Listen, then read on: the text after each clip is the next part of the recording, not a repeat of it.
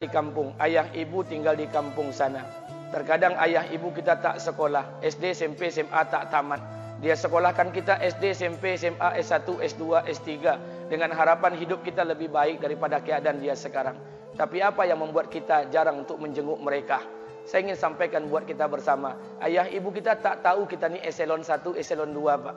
Ayah ibu kita tak tahu pangkat PNS kita 3A, 3B, 3C, 3D, 4A, 4B, 4C, 4D. Ayah ibu kita tak tahu kita ni public figure. Ayah ibu kita tak tahu dan tak mau tahu. Yang dia tahu kita ni anaknya. Ayah ibu kita tak tahu kita punya sawit berapa. Ayah ibu kita tak butuh mobil kita. Dia tak butuh rumah kita. Tapi yang dia butuhkan kita. Apa yang membuat kita jarang untuk menjenguk mereka? Tahun 2016 di Masjid Damai Langgeng, saya diundang ceramah di sana. Habis pulang ceramah, saya baca WA SMS. Ada seorang ustadz Pekanbaru kirimkan WA dengan saya. Saya baca 2 kali, air mata saya menetes. Kenapa? Karena WA itu berisi cerita satu orang ibu sedang menelpon anaknya. Ibunya nelpon anaknya. Assalamualaikum nak. Waalaikumsalam, kata anaknya. Kata ibunya, nak, sudah 1 bulan kau tak tengok ibu. Apa yang membuat engkau berhalangan, nak? Apakah kau sibuk dengan pekerjaanmu? Minggu yang kedua ibunya telpon lagi. Assalamualaikum nak. Kata anaknya, waalaikumsalam. Kata ibunya, nak, ibu dapat kabar apa engkau baru beli mobil baru. Apa betul nak? Kata anaknya, betul bu. Kata ibunya, alhamdulillah nak, ibu bangga.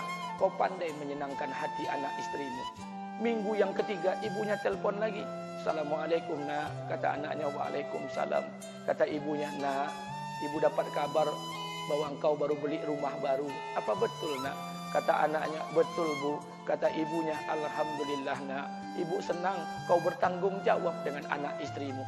Minggu yang keempat ibunya telpon lagi. Assalamualaikum nak. Waalaikumsalam.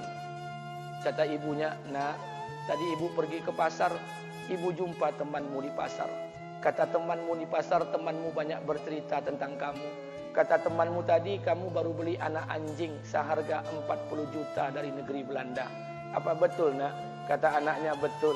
Kata ibunya, nak, dengarkan pesan ibu untuk terakhir kalinya. Apa pesan ibunya?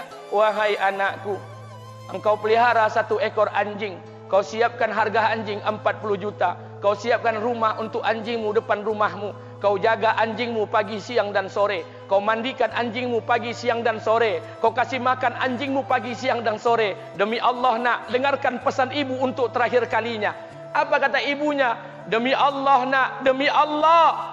Kalau seandainya Allah menciptakan ibu, kalau seandainya Allah menciptakan ibu untuk yang kedua kali di muka bumi ini nak, demi Allah, ibu tak ingin terlahir sebagai manusia. Ibu ingin lahir sebagai seekor anjing, biar berada depan rumahmu dan melihat wajahmu setiap hari.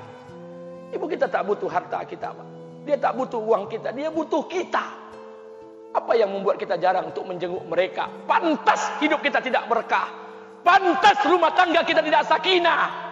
Karena hubungan dengan ayah ibu kita rusak selama ini. Masih ada kesempatan, masih.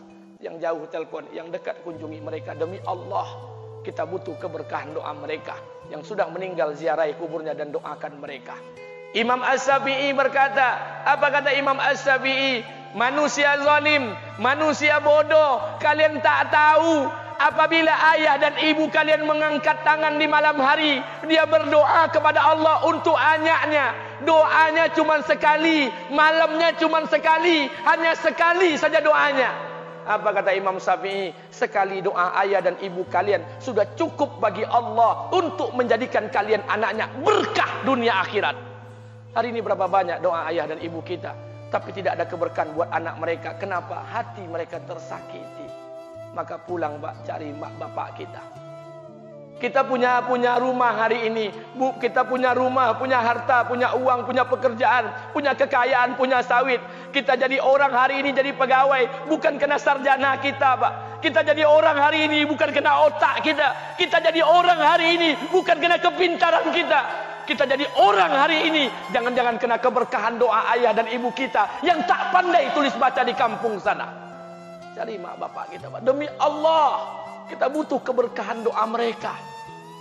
Apa guna di kehidupan dunia sementara Allah tidak ridho dengan kehidupan kita? Pantas amal kita tertolak di sisi Allah. maka pulang ke rumah cari mak dan bapak kita yang masih hidup, duduk bersama mereka. Kalau seandainya kita tak bisa membahagiakan mereka, jangan pernah menyusahkan mereka. Kalau seandainya kita tak bisa membuat mereka tertawa, jangan pernah membuat mereka menangis. Demi Allah, kita hanya punya satu ayah kandung, kita hanya punya satu ibu kandung. Tidak akan ada ayah kandung yang kedua, tidak akan ada ibu kandung yang kedua. Harta kita cuma satu, ayah kita cuma satu, ibu kita cuma satu. Tidak akan ada ayah kandung yang kedua, tidak akan ada ibu kandung yang kedua. Pangkat jabatan bisa dicari, harta bisa diraih, kesempatan membahagiakan ayah dan ibu kita hanya sekali di kehidupan dunia ini, Pak. Pulanglah. Ketika mereka memanggil, tinggalkan istri, tinggalkan pekerjaan, tinggalkan semua proyek kita. Demi Allah, datangi mereka. Kata Nabi, sesaat kalian duduk bersama ayah dan ibu kalian akan mendatangkan keberkahan. Kenapa kalian tidak duduk bersama mereka? Jangan-jangan inilah yang menjadi penyebab amal-amal kita tertolak di sisi Allah.